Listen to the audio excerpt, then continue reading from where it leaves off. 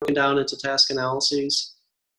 So what we wanted to do was go in and look at police academies, look at the components of their training, and kind of get an idea of where they are in relation to what we know from best practices in the behavioral sciences. So most academies are somewhere in the area of 160 hours. That's the national average. And just let that sink in really quick and think about how many hours you had to go through for your BCBA. Only 60 of those hours pertained directly to defensive tactics, which was what we wanted to focus on. And there's absolutely no consensus on what the most effective training strategies are. And there's a huge amount, even in the 3 studies that we conducted, there's a large variation in how they go about the training and the delivery of the training. So lots of divergence in training. No one academy or trainer, even trainers at the sites have different opinions on how things should be done and how the training should be conducted. And that's probably due to the lack of research in the area. There's also a lot of tradition. It's sort of this idea that, well, we've always done it this way. This is how I was trained. So that's what I've learned, and that's how I do it. There's also a lot of what we kind of refer to as eminence. So big names in the field will have a lot of impact on how the trainings are conducted. So they'll have been successful with their particular approach, and then a lot of other people kind of tag onto that and try to replicate what they've done. Like I said, though, there isn't a whole lot of objective evidence for what they're doing. So they do have skill proficiency exams in most academies. However, it's not objective.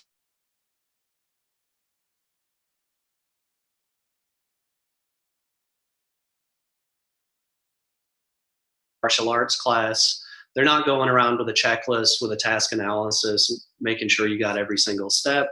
It's sort of an expert having a look at you, giving you some feedback, and letting you know where you need to improve. So a lot of the research that has been conducted consists of indirect assessment. And sorry, you're going to hear animals in the background. Those are my cats and my dog. So they're rustling around. So a lot of indirect assessments through the opinions of the instructors and the cadets on how they felt they were performing. 5-point Likert scales, which basically gives you a general idea of how the skill is being performed, but it's obviously not as objective as a task analysis with video recordings and so on. So we need empirical evaluations. So that's what we wanted to do with these 3 studies. And so I've given this, this presentation or variations of this presentation to a lot of police academies and a lot of police officers. And one of the things that they pushed me to do is give me the takeaways up front before you get into all this sciencey stuff. Give me the takeaways and basically let me know where we stand. So we conducted 3 studies. The first study looked at single session block training, which is very popular. It's sort of, they refer to it as a check the box sort of approach to training. The second study, we looked at space sessions. So we had a primary session, and then we had a set of booster sessions afterwards. And then study 3 was when we actually, there they are, there are the animals. Study 3, we actually provided some feedback to the instructors and the cadets using video modeling and performance feedback.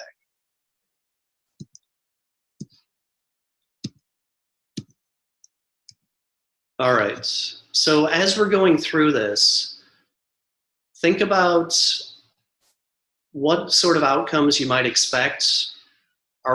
Should we expect generalization to the street?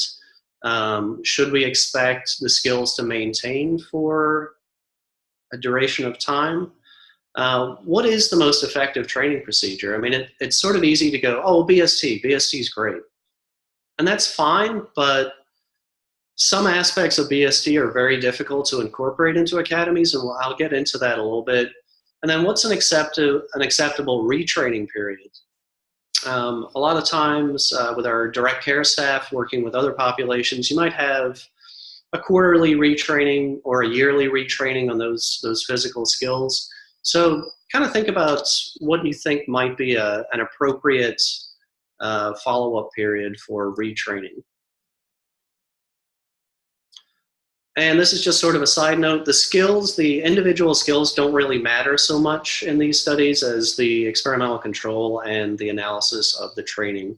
So we picked skills that were less likely to be practiced outside of the experiment, just to maintain our experimental control. So key findings, like the officers always ask me to present first. Block training is definitely not good enough. It results in about a 60 to 70% accuracy rate. And this is what happens when you engage in tick-the-box training, which is very prominent in police academy training. Without practice after the training, the skill performance declines before 2 months. Somewhere in the 1 to 2 month period, the group of cadets are at a level where you would not feel comfortable with them practicing the skill, and you would want to retrain them. In general, instructors don't provide enough corrective feedback. There's this sort of mindset where they assume that cadets they're either going to get it or they're not going to get it, and I don't have all that much influence on how quickly they pick up the skill. And there's a lot of focus on the negative. They spend a lot of time pointing out what the cadets are doing wrong and very little time focusing on reinforcing what the cadets are doing correct in the skill. They're also teaching way too many skills. All of the academies that we worked with had 100+ physical skills that they had to learn in that 60-hour period, which is absolutely bananas, and it's just not feasible to teach that many skills in that little time. Another thing we found is that there's no correlation between the cadets' confidence in their ability to perform the skill and their actual performance. We're also doing a follow-up analysis looking at prior sports experience, so those who've played football, wrestling, martial arts, that sort of thing, and we're not finding any correlations between how many years of experience they have doing that stuff and how quickly they pick up the skill, which is pretty interesting because you would think that that might generalize a little bit. But at least from our data, it suggests that it does not. All right, so study 1 was looking at the effects of a single session of what they call block training. So they train it once, they don't hit it again until the end of the academy. They might do a short refresher, a really brief refresher right before their state exam, and that's it for a skill, a physical skill. So this academy has classes of approximately 28 cadets. This one in particular had 21 males and 7 females.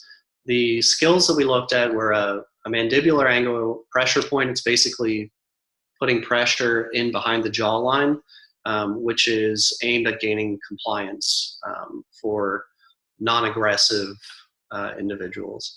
The second skill was rear disarming of a firearm. So basically, you have a firearm pointed in the small of your back, and you have to spin around and disarm that person and take the firearm away from them. Of course, we did IOA. It was nice and high at 90%. We used task analyses for each of the skills. We did have a control skill, but it doesn't fit very well on the graphs for presentation purposes. So there was a control skill, but I'm not going to show it to you. Just know that it maintained at a level, performance level across the entire academy. So this was a 28-week training program, which is the national average is right at 26, so they're right in there at the average duration for the academy.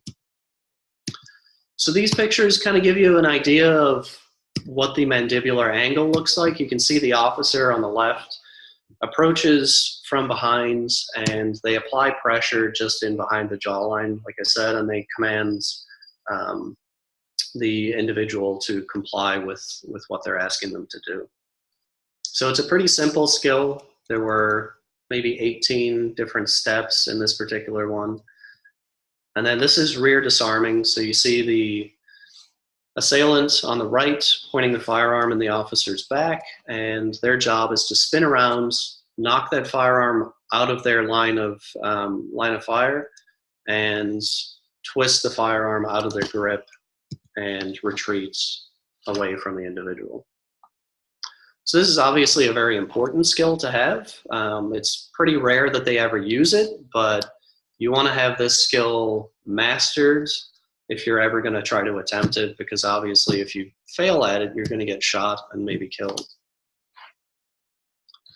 So the components of the training for each of the skills, really what I'd like for us to focus on is the length of the training, which is on the bottom. Let's see if I can get it to highlight. So down at the bottom here in red, you of course have some rationale provided by the instructors. You've got instruction, then they go into modeling. They do individual practice with some feedback sprinkled in, and then they do a group feedback session where they address common errors that they're kind of seeing all over the class. So for the pressure point, the initial training was about 20 minutes. The booster was also about 20 minutes.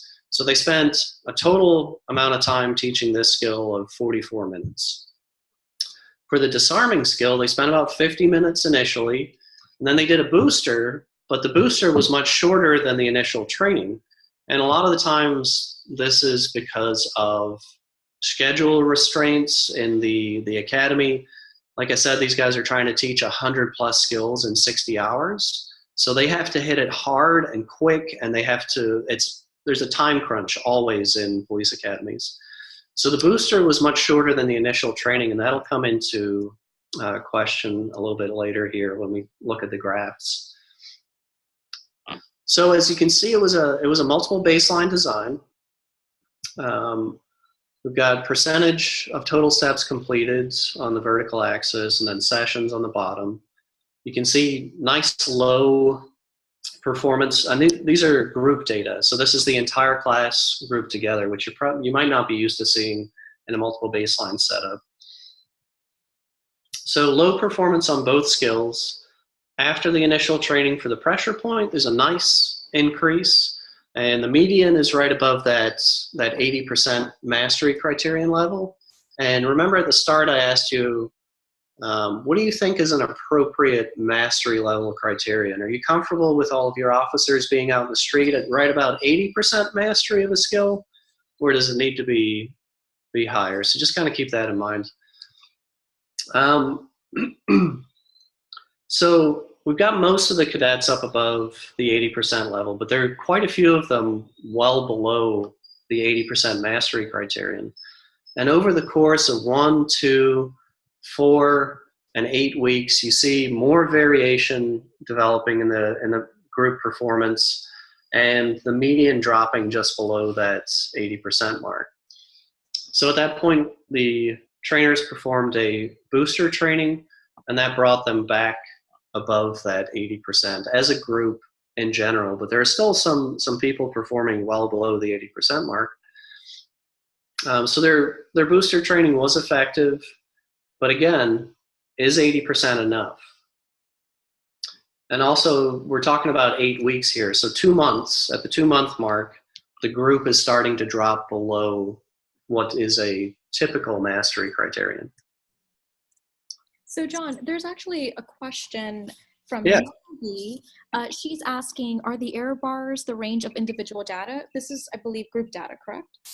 This is group data. So yeah, the whiskers at the bottom are indicating the lowest performer in the group.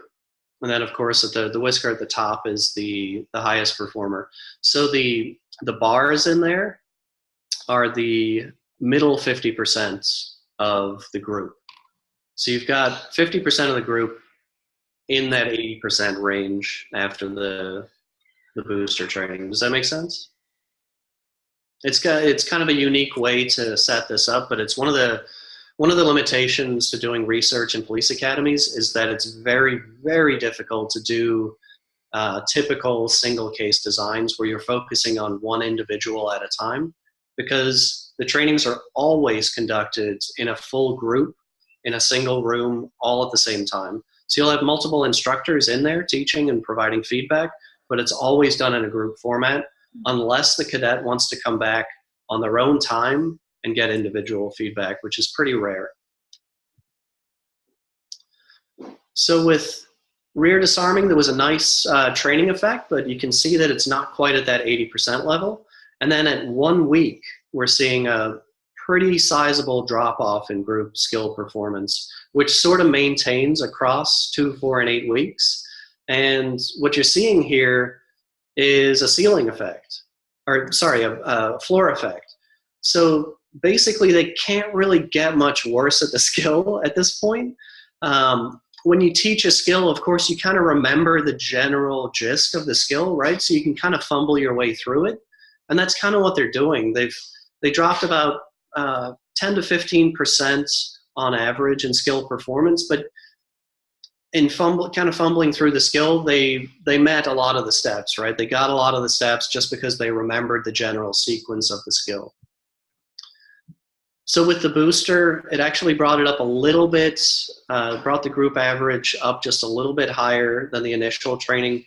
And they're getting close to that 80% mark, but they never quite got there. So we looked at what they considered to be like critical steps. If you don't get this step, you basically fail the skill. So for the mandibular angle, it was gaining compliance. And you can see that across 8 weeks, the percentage of participants didn't drop below the 80% mark until the 8-week point, which kind of lines up with the group data that we just looked at. The booster session was effective, I think it was 97% is what that booster data point represents. Now remember I talked about how the rear disarming skill, the booster training was about half the duration of the initial training, right? So what you're seeing here is that over the course of 8 weeks, at the 2-week mark, we've got about 50% of the participants performing the critical step correctly. And by 8 weeks, there's only about 25% of them doing this particular step, this critical step properly. And you can see that the booster training did not appropriately address that critical skill. So although there was a training effect, the trainers didn't hit this critical step. And so the booster training was not effective in getting the percentage of participants up above that 80% mark again.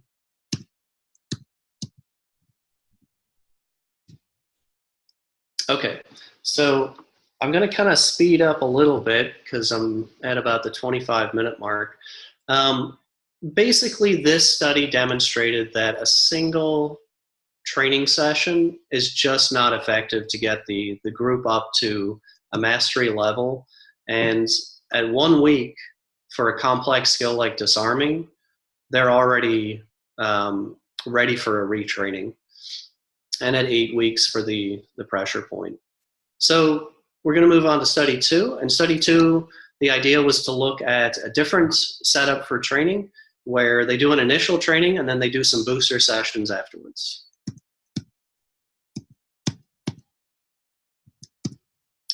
All right, class of 35.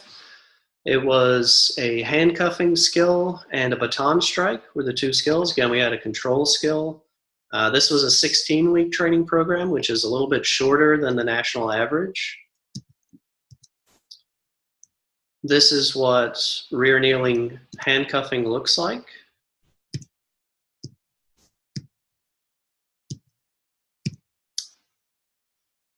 And so the baton strike was taught in conjunction with a bunch of other variations of baton strikes. And I'll talk about that a little bit later when we get into the graph. Quick story about cadet who felt like messing with me. The trainer asked this individual to go stand in front of Num John and wait for further instructions. This cadet walks over and stands right in front of me, facing me. I was like, very funny, dude. Turn around, the other Num John, okay? They like to mess with you quite a bit when you're having them do research, which can be kind of a pain in the butt to to do when they have so much else going on. So they take little shots at us when they can. The initial trainings, we're just going to focus on the handcuffing, and I'll talk about that when we get to the graphs too. 15 minutes for the initial, 12 minutes for the first booster, 9 minutes, and then a very brief 2 minutes. So they kind of shortened it up each time they did another booster training, and spent about 40 minutes teaching the skill in total. All right, so on the top we've got handcuffing, pretty low. Again, you see that they have part of the skill here, and that's just because if you tell somebody to go handcuff someone and they have a pair of cuffs on them, they can try, right? They can give it their best shot and try to figure it out. The baton strike, however, which is kind of the same. If you have a baton, you can swing it and try to figure it out, but you're not going to do it properly. So for handcuffing, there was a nice training effect. And what you're seeing in the second data point, the one before the dashed line, is a 9-day period before the booster training was conducted. So a nice training effect, and then we see more variation and a slight decrease in performance for the group. T2 represents the first booster, so you can see that the group performance is elevated above that 80% mark, and again starts to get more variation after a 9-day period and drops below the 80% mark again. Booster 2, same thing, we're back up to around the 80% mark, but now the skill starts to maintain at the 80% mark. And throughout the rest of the academy at 1, 2, 4, and 8 weeks, they had interspersed opportunities to practice the skill. They didn't necessarily get feedback from any of the instructors, but they had opportunities to practice it, and that helped to maintain the skill throughout the rest of the academy. For the baton strike, however, the training was not effective. If I removed all these vertical lines, you probably couldn't tell me when the training happened, right? So part of this was due to them not directly addressing the particular variation of a baton strike that we were looking at.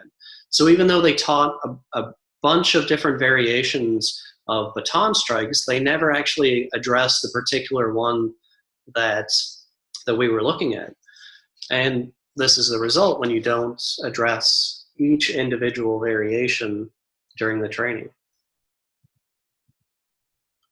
I'm going to skip over the critical step. You can see a similar effect, but a more pronounced effect on the percentage of total participants who completed the skill correctly, the critical step. So with booster sessions mixed in, we were able to get the group above the 80% criterion level after 4 training sessions. Another thing that this academy did differently is that they broke them up into smaller training groups. So there were 10 cadets over here, and they were assigned a trainer, 10 over here, 10 over here. So that was different than the first study, because they just had all of their people grouped in one large group.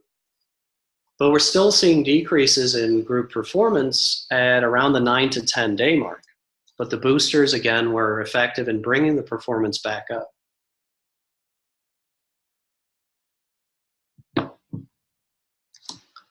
Okay, so study 3, we wanted to figure out if we can do more with a single session, right? Do we have to do all of these multiple booster sessions, or can we get more out of that initial one so we don't have to do as many booster sessions? So this was at another large regional training academy. This was a much larger class. There were 54 cadets in this one, 46 male, 8 female. We looked at the baton strike again, and we looked at a different variation of the disarming technique, which we saw at the previous site. 26-week training program, so they're right at the average duration for a training program. This is what their variation of disarming looks like. So the officer spins around with both arms up, again, knocking the firearm out of their line of fire and twisting the firearm out of the grip of the assailants. So just to give you a general idea of what it looks like. Baton strike.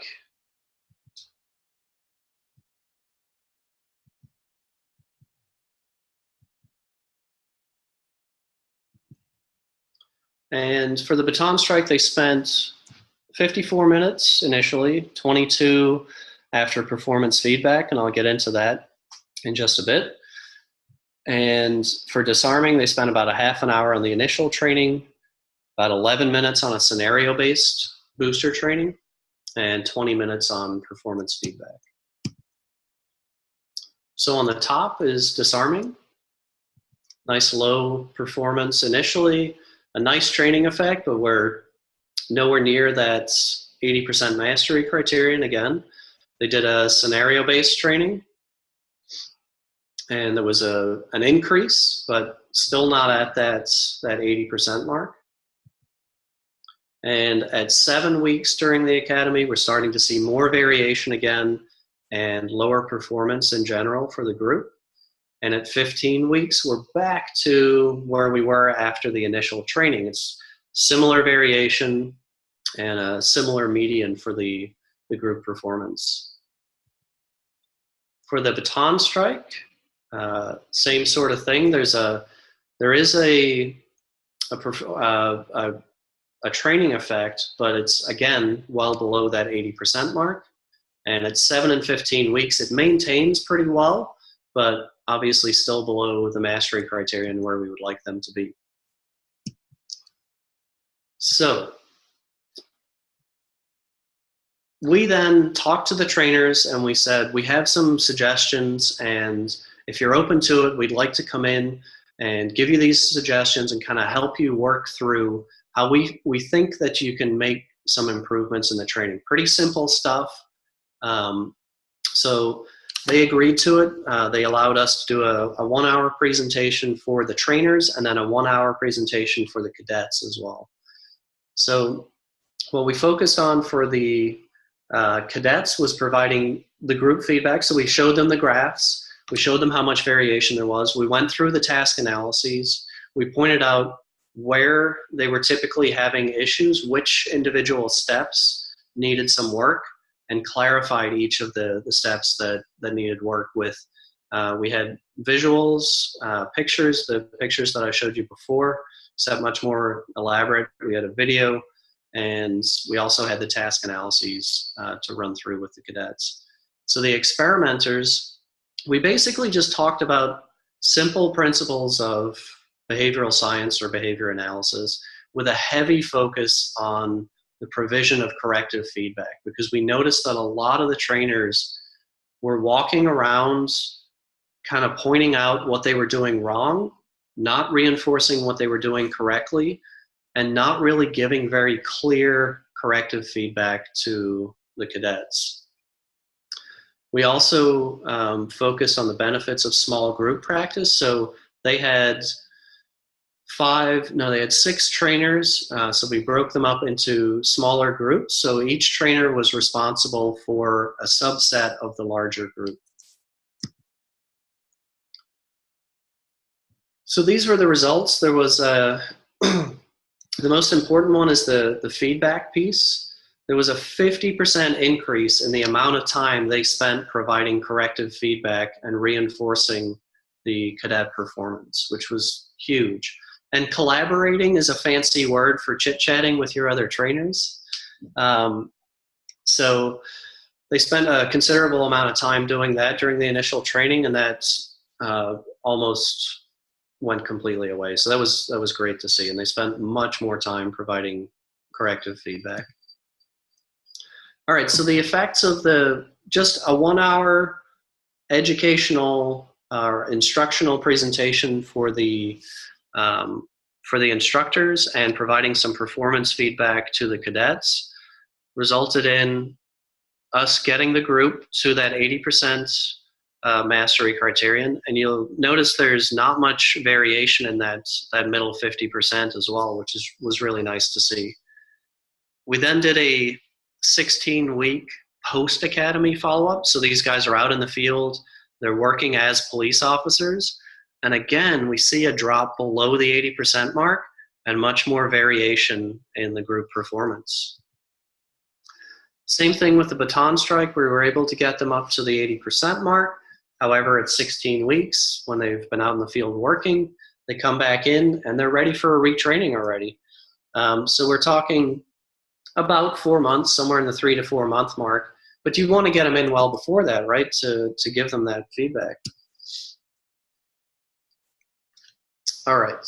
So I want to get into the UD stuff. So I think I'm going to skip study 4 because it was very similar to this study, and just kind of see if you guys have any questions on what we did, anything at all. Yeah, alrighty. So there's a really interesting conversation happening in the chat. So I'm gonna go back a few different posts here. So there was a lot of commentary on how difficult the skills look like, and how it's incredible how these skills are basically they're attempted to be taught all in one single session. Mm-hmm. That's really interesting. It's really difficult to swallow as well. Like, wow, like all of that to be taught and to also maintain in one single session is intense. And then let's see, let's go down here. So this is from one of our participants. I'm just going to read the direct question. Do you feel that there could be any social consequences or reactions to your publication? This particular individual, she lives near Ferguson, and she can't help but think that there is a risk these results could lead to people thinking police might be incompetent in retaining these sort of skills. And yeah, so please, we would love to hear any commentary you might have on that. And then there's additional questions afterwards. Yeah, there absolutely is. And these academies placed a lot of trust in us to come in and look at their training and give them feedback. For the policing world, this is not new information. They've known this. They've known that they're the way that they train, the amount of skills that they are mandated to train is ridiculous. They don't have the time and resources to do it properly. So this is nothing new to them, but these 3 academies were brave enough to be the ones who are going to put this out there. And I hope there is some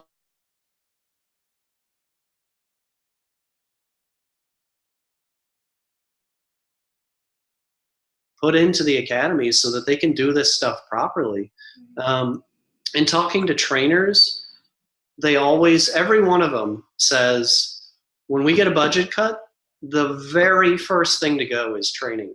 They cut back on the training, they reduce the amount of hours, they reduce the training staff. It's always the first thing to go, which is really disappointing to hear. But all academies have this, they call it a tick the box approach, because the state mandates that de-escalation is now important. You need to teach de-escalation. You absolutely have to. I want to see this on the schedule a month from now. Okay, great. We got to get this done, but something else is going to suffer. They're going to have to cut back on something else because they're not reducing the amount of skills that they have to teach. They're constantly tacking more stuff on. So without increasing the length of the academy, the amount of trainers that they have, or the amount of time that they spend on individual skills, which obviously costs money, right? Without the additional resources, something has to suffer in order to adopt all of these new things that are coming down the line from management. So I hope that answers the question, and feel free to elaborate or expand on it. And there was this very interesting conversation in the chat mentioning how tag teach could also be maybe possibly implemented in this realm as well. Yeah, and any comments on the possibility of looking into something like that? Yeah, absolutely. We're I'm not getting into study 4, but we use video modeling and video feedback for that one. But yeah, tag teach is definitely something that you could incorporate. It might be, you might get a little bit of resistance from trainers if you're walking around with a clicker. But I think that they would be up for it if they saw the effectiveness of it. I think that they would adopt something like that. A big thing for us with these studies was to start slow, start basic, observe what they have going, provide some basic feedback, and then get into some more complex studies and more complex interventions, because we really needed to build the trust of the academies, the trust of the trainers, and get buy-in to begin with. But yeah, absolutely. I mean, tag teach is one. Video modeling and video feedback is huge for them because it saves them time and resources. There's a little bit of work on the upfront to get the videos made, but once they're able to distribute that to all of their cadets, it saves them an incredible amount of time.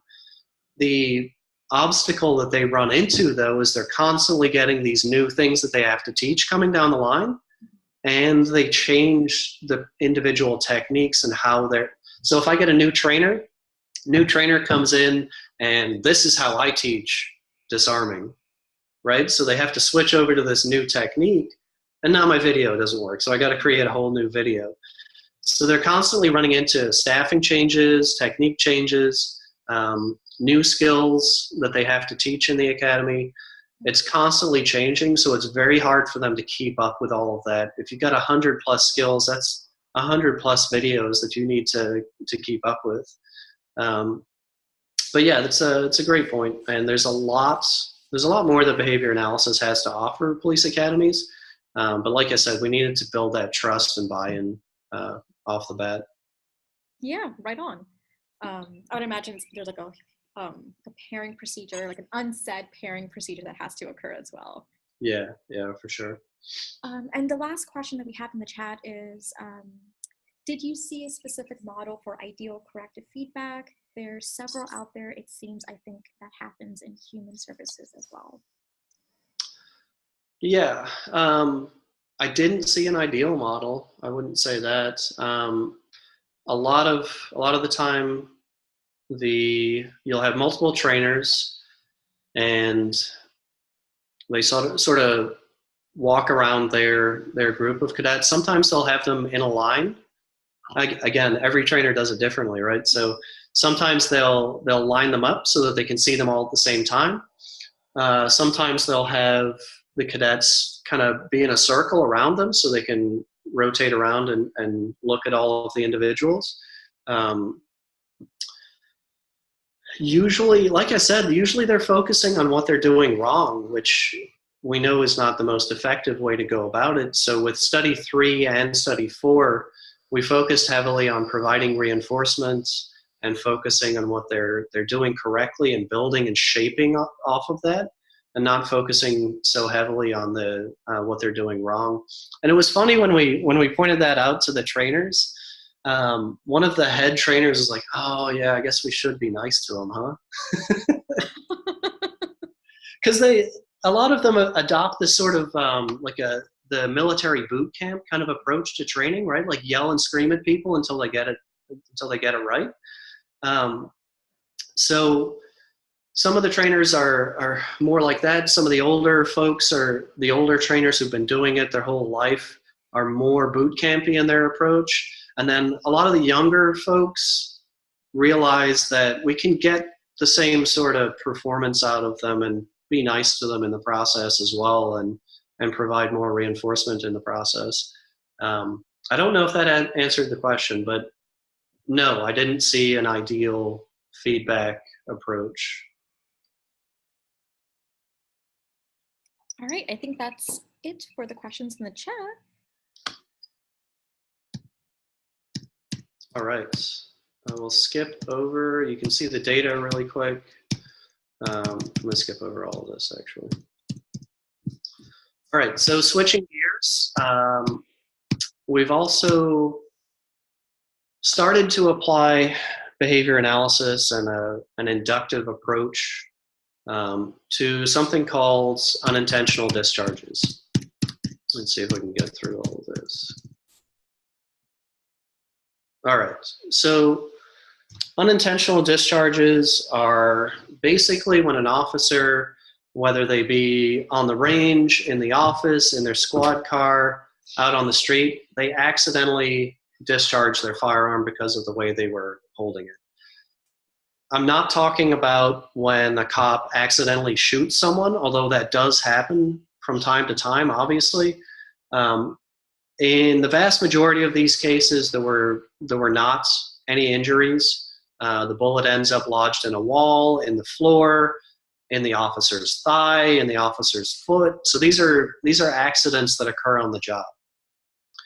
We also received acceptance for this one recently, and that's in press at the Journal of Organizational Behavior Management, which is pretty cool, I thought. This is based on a series of studies. We have 2 other publications that actually went into a journal called Applied Ergonomics, which is completely outside of my field, but it was a very appropriate journal for this particular approach. So what I'm going to present here is sort of a review of those first 2 studies, and then the end product, which is a well, we're calling it FBA-UD, unintentional discharge form for recording unintentional discharges, and then some firearm safety training approaches that we're recommending as a result of the findings of the study. So UDs occur very infrequently, and that's why it's so difficult to get direct observation on them. I'll show you a video here in a moment that's a demonstration, but they're very rare, and it's very difficult to get video recordings of them or see them in person. Consequences, of course, can involve injury of the officer, a bystander, a suspect, anyone who's in the general area when it occurs. Although typically, like I said, the bullet ends up, I would say the majority of them end up in the ground because a lot of them occur when the officer is trying to either unholster or reholster their firearm. A similar sort of point as with the police academy training studies, there is no standardized procedure for what to do when a UD occurs. So that was something that we wanted to try and address with these studies. Hopefully this video works, we'll see. So you're gonna see an officer approach on the right side of this car. You'll see them take their baton out and strike the window. You'll then see them switch their firearm from one hand to the other, and that's when the UD is going to occur. And no one was hurt in this incident. Can you hear that okay?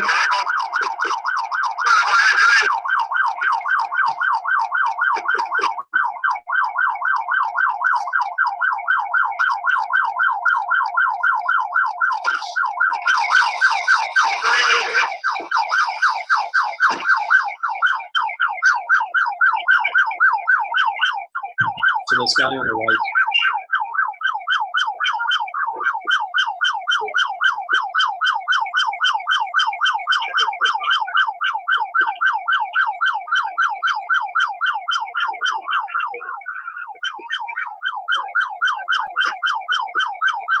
You see it?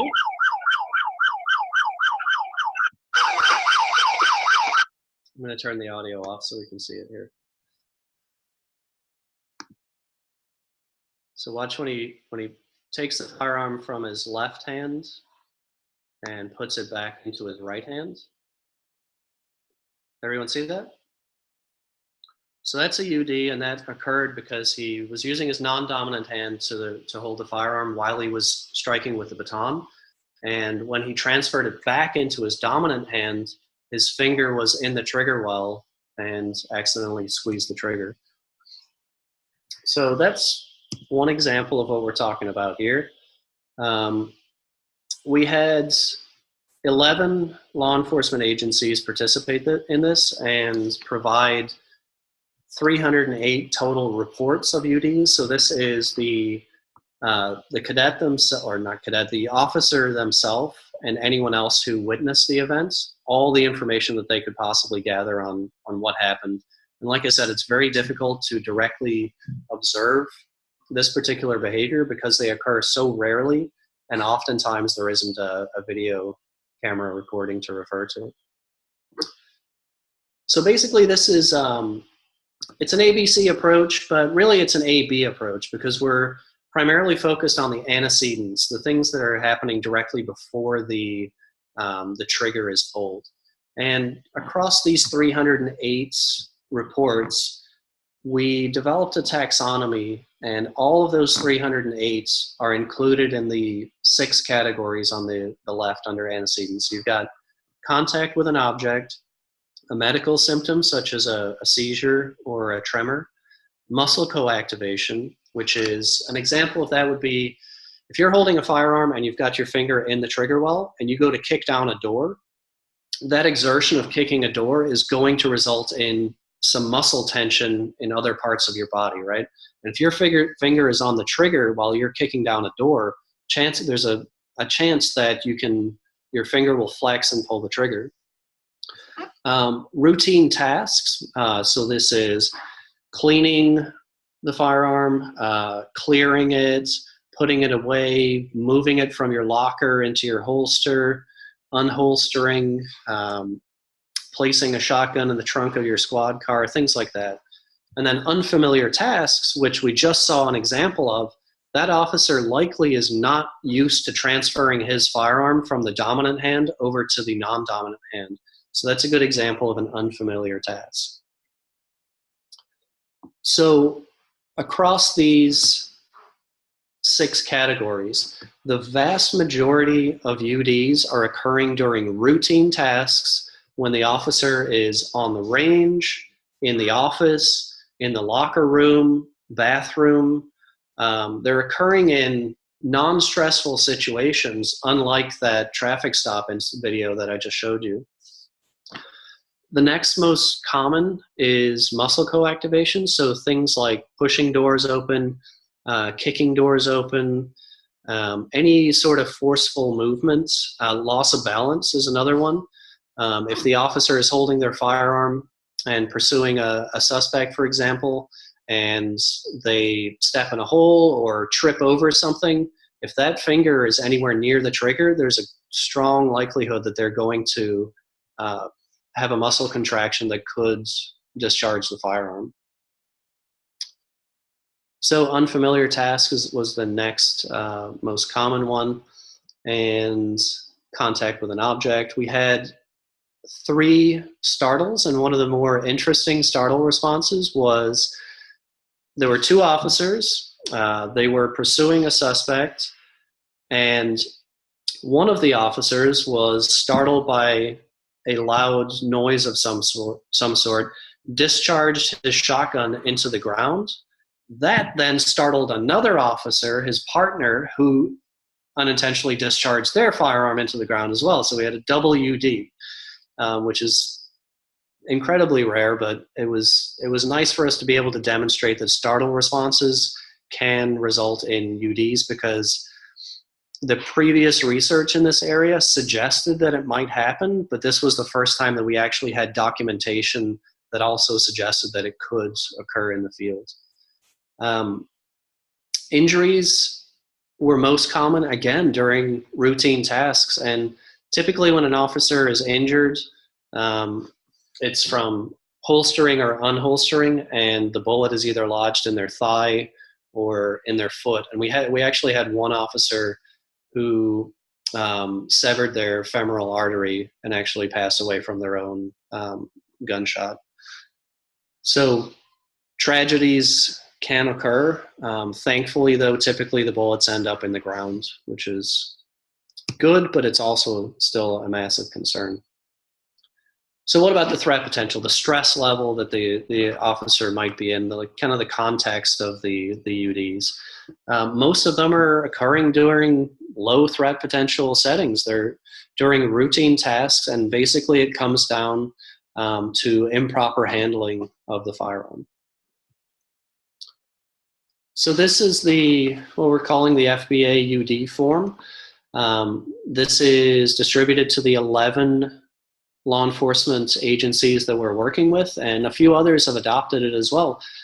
So we have sort of the beginnings of a standardized form for reporting UDs, which of course will lead to more and better information and help to develop preventative strategies, which I outlined in this most recent publication. So you can see that we've kind of got some universal strategies. So keep your finger out of the trigger well, assume the firearm is loaded at all times, minimize stress and fatigue. I don't know if you guys know this, but officers often work 12 to 14 hours at a time. And a lot of these UDs will occur at the end of a shift when the officers are tired. Practice indexing. So indexing is basically if you're holding the firearm, it's keeping this finger, your trigger finger, straight and along the side of the firearm until you're ready to fire. So not having it in the trigger well like this, but outside the trigger well and pointed along the barrel. So what we did with these prevention strategies is address each of the 6 categories that are in the behavioral taxonomy and provide some suggestions on how you could address these antecedents during training to hopefully help prevent UDs in the future. So I'm right at the end of my time, but we're hoping to develop a centralized reporting system for this so that we have more and better information on UDs because they are so rarely documented. We're also developing an infographic which will be distributed to firing ranges and police academies to post up on the wall and just basically bring some more awareness to the antecedent events that can lead to UDs so that trainers are aware, cadets are aware, and hopefully just raise some awareness about it. And I'm working on a policy-related manuscript for a policing journal as well to kind of just disseminate this information more. We've published this information in the Police Chief, which is it's an international association. It's their official magazine. So we publish summaries of this research in the magazines, again, just to try to disseminate this stuff and get it out there to as many people as we can. In summary, behavior analysis has a lot to offer the policing world. It's just building that trust and that buy-in is the first and most important step, I think, is if they trust you, they'll open their doors and let you come in and help them if you have something to offer them, which is great to see. All right, so thank you to all of the trainers, all of the agencies that provided information for these studies. Thank you also to my co-authors, Dr. Dawn O'Neill, who happens to be my wife, Kate Weed, Emily Novak, Mark Hartman, William Spence. He's a retired lieutenant colonel who, I mean, just gave us so much insight to how academies work and how the policing world works. And the head of the company and director, William Lewinsky. If you guys have any follow-up questions, I know this was a lot to cover in an hour. If you do have follow-up questions or you'd like a copy of a PDF version of the presentation, feel free to email me. And thank you all for attending. I appreciate it. Do we have time for any questions, or do we need to wrap up? We have time for questions if anyone wants to ask anything. Yeah, and I can stick around for a while too.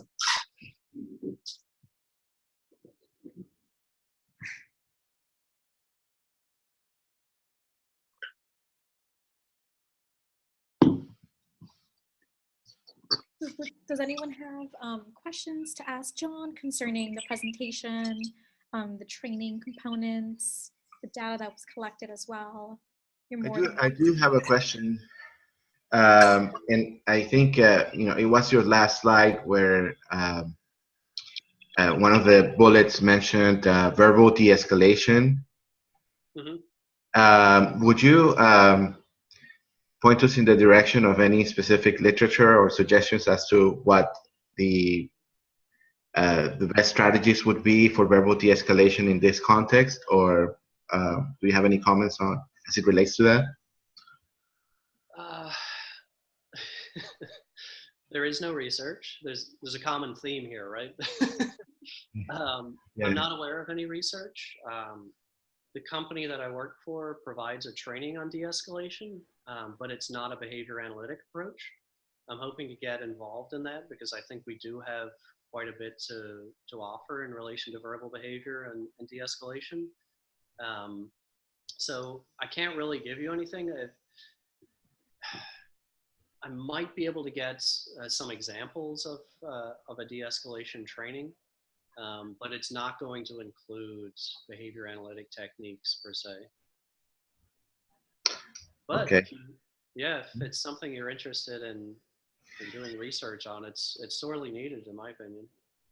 Yeah, I just happen to work for a company that provides crisis management training. Different context, of course, is in support of people with developmental disabilities. It's just in places where there is a treatment relationship, and as part of our training, we have some non-physical de-escalation strategies and prevention strategies, but very interested in adding to our repertoire with different or research-based strategies, and I don't think ours are conceptually systematic. I just don't know whether they have a empirical support behind them, specifically using that in the context of crisis management, and I don't know whether there will be any in the context of law enforcement.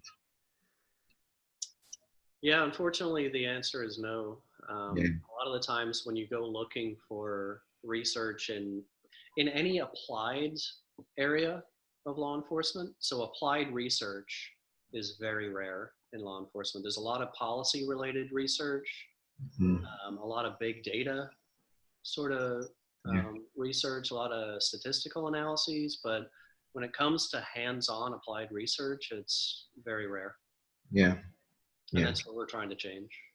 Of course. All right. Thank you so much. Yeah, no problem. John, we have one other question from the chats. One of our participants asked, I know you mentioned military and drill approaches to instruction, but did any of the trainees have military experience? Just curious how this affected meeting mastery criteria in the targeted skills you studied. Yeah, a handful of them in each class, maybe 2 or 3 of them, maybe max, had military experience. We did look at that to see if those were the people who were doing really well, but they weren't. I mean, it was on and off, right? Like some of them did really well, some of them didn't do so well. I think that for some of them, their military training it didn't help because they already knew a version of the technique that was being trained. So it was kind of in conflict with the new way that they were being taught. So I don't think in that case it helped. And we looked at sports performance, as I mentioned as well, and we were curious to see if people with more sports experience would pick these skills up and perform at a higher level, and it's not the case, which was really interesting. And then that just kind of reflects on the fact that the way the training is done and how the behavior of the instructors is the most important thing, right? Like them modeling and providing sufficient corrective feedback is more important than what the cadets come in with as a baseline for skills. And in response to your comment, there's another comment in the chat asking, I wonder if which branch of military as well made a difference? Yeah, I would imagine that would make a difference. They were typically Army, but there were a few Marines in there as well. I think the Marines did pretty well as long as they listened to the instructors and tried to learn the new skills. Some of them were like, I already know this, I've got my own technique and I'm going to do it my way. But yeah, I think the Marines typically did pretty well. But we didn't have enough people to really look too in depth on that. People who are jiu-jitsu practitioners typically did very well on anything related to grappling and hands-on techniques. That's an interesting correlation. Oh, yeah. Neat. So does anyone else have any questions they would like to pose to John?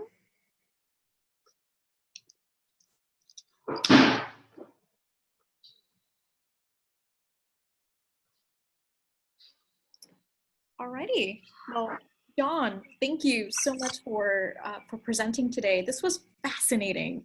Very, very interesting to see how this is being conducted in the police training world. Yeah, thanks for having me. Really appreciate it. It's great. Alrighty, well, everyone, thank you so much, and I hope you all have a wonderful rest of your Saturday. And I will send out those CE certificates as soon as possible. Great. Thanks, everyone. Well, thank you. Take care, everyone. Have a great day.